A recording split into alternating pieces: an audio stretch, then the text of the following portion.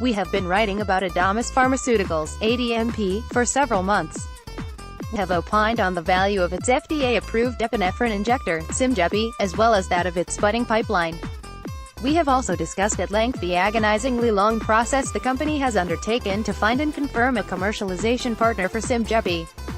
The last time we wrote about Adamis, in mid-March, we discussed some positive announcements from the company's Q4 2017 earnings press release and outlook for 2018, including the FDA giving the green light for a Phase 3 trial of APC-1000, an inhaler product for treating asthma. The earnings release also had this to say about the commercialization partner negotiations, which have been in the works since Symjepi's approval in July 2017. We remain committed to bringing Symjepi TM to market and are pleased with recent developments regarding our discussions with potential commercialization partners since our last press release pertaining to this topic.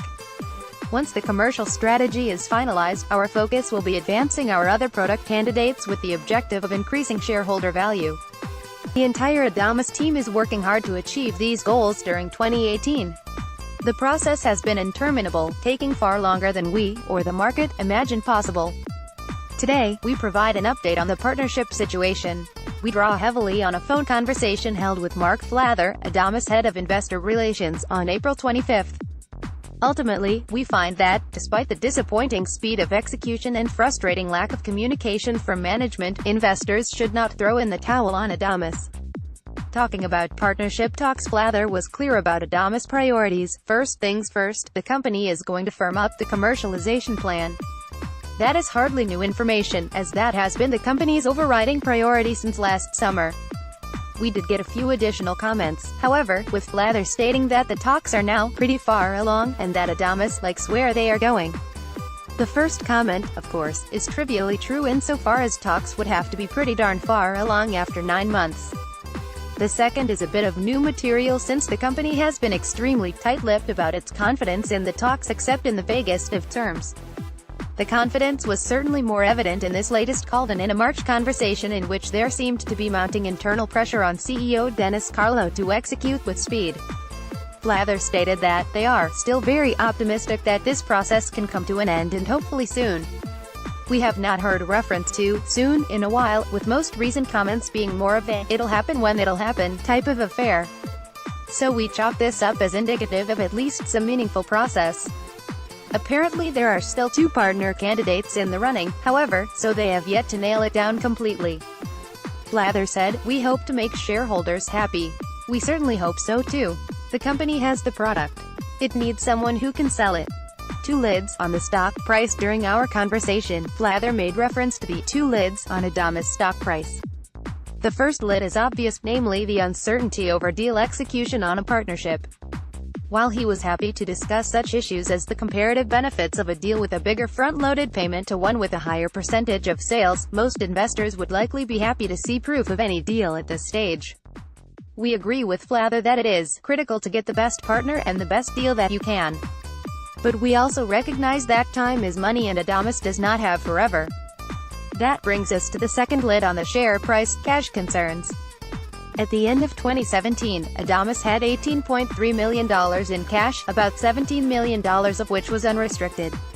The company was running at a cash burn of about $6 million per quarter during 2017, and Flather indicated that this has been roughly the same so far this year. But it will tick up during 2018 as trials for naloxone and APC-1000 make demands on company resources. From what we can ascertain, Adamis seems confident that a deal will be concluded expeditiously and before a capital raise becomes necessary.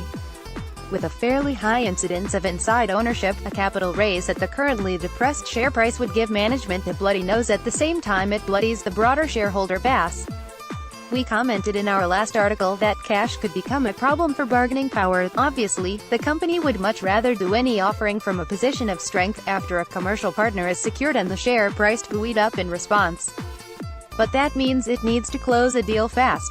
If it fails to get a deal done by mid-year, both its bargaining and fundraising positions will be hampered badly. Flather was quick to poo-poo the notion that dwindling cash could become a threat to bargaining power as the partnership talks grind on.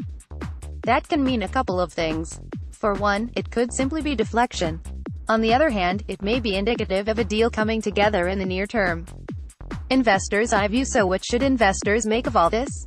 We are of the opinion that talks are indeed progressing and that a deal will be struck in the relative near term. With cash runway to get through Q3 2018, Adamis is cutting it close and will most likely do a capital raise this year. But we conclude that it will only do so when a commercial partner has been announced. To do so before would panic the market into the conclusion that no deal of any kind is going to happen, which would tank the stock as much as announcing that talks had broken down. We also conclude that the negotiations are ongoing and done in good faith. The commenters who seem to think no deal is on the table, or even that Adamis is somehow conspiring with incumbent players in the epinephrine injector market, do so with little consideration for the severe penalties such false statements or collusion would entail. If there was even a whiff of such impropriety, a class action lawsuit would bury any hope of the company moving forward with its pipeline, massive dilution or not. Adamis has too much value bound up in an approved product in its promising pipeline to put itself at such material risk. With no clear timetable for execution, Adamis' share price will continue to list about. With the clock ticking down and cash reserves gradually dwindling, the share price may begin to deteriorate if no partner is confirmed in the near term. The company probably has a few weeks, perhaps to the end of May, before the market starts to freak out. We believe that Adamis can deliver in that window. We have been wrong about Adamis timing before. We expected this to be concluded months ago. Time is running out, and our patience, and that of the market, is not infinite. But, if the company can deliver even a passable partnership deal, the share price will take off like a shot. Given that the market is ripe for a lower-cost disruptor, Symjepi should deliver powerful value for years to come. Flather promises to let investors know as soon as pen is put to paper. As soon as we have something definitive, we will get it out to investors immediately. We continue to hold our position. But Adamis is definitely running out of time to deliver. Disclosure: we are long ADMP. I wrote this article myself, and it expresses my own opinions. I am not receiving compensation for it, other than from seeking alpha. I have no business relationship with any company whose stock is mentioned in this article.